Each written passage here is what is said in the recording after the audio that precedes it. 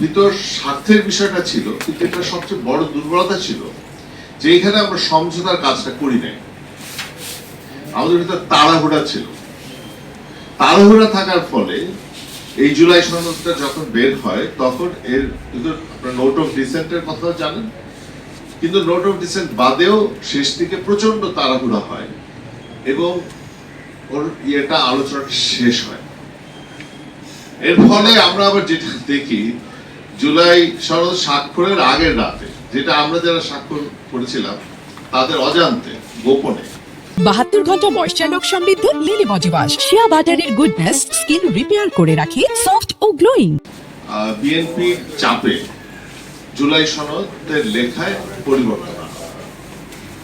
এটা একটা ভয়াবহ ব্যাপার। আমরা জুলাই সনদ নিয়ে এত কথা বলছি, কিন্তু জুলাই সনদের যে লেখাটা, অফিসিয়াল লেখাটা, সেটা কিন্তু ঐক্য কমিশনের আলাপের ফসল না। ওর ভিতরে একটা বিরাট ষড়যন্ত্র আছে। কি ষড়যন্ত্র?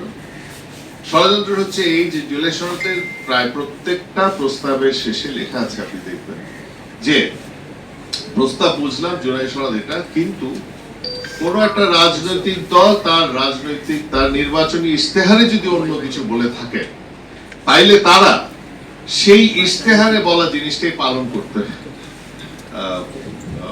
পারবে। তাহলে তো আসলে জুলাই সনদে যা লেখা আছে সেটা আসলে কিছুই না।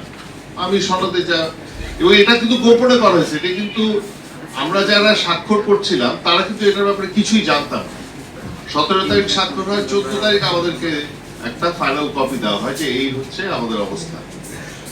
কিন্তু স্বাক্ষর যখন করি তখন আমরা শুধু টপ পেজটা পাই, তখন কিন্তু প্রস্তাবগুলি থাকে। সুতরাং এটা আমাদের অজান্তে, জাতির অজান্তে এটা করা হয়, এবং পরবর্তীতে যখন জানতে পারি, তখন আমরা যখন চাপ দেই, তখন আমাদের ঐক্য কমিশন থেকে আমরা জানতে পারি যে আসলে যেটা হয় বিএনপির চাপে বিএনপি বলে যে আমরা স্বাক্ষর করব আগের রাতে।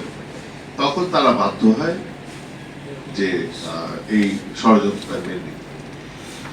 বিএনপির দিক থেকে দেখে আসলে বিষয়টা কি, বিএনপি যেটা বুঝতে পারে যে সে বিশ্বাস করে সে আওয়ামী লীগ নাই, একটা দুই দলীয় গণতন্ত্রের ভিতর তারাই তো সবচেয়ে শক্তিমান, তারাই তো আসলে সংসদ নির্বাচন হলে আসে নিরঙ্কুশ সংখ্যাগরিষ্ঠতা পেতে যাচ্ছে, তাদেরকে মানে তাদের কথা শোনা হচ্ছে না, তাদের এই 32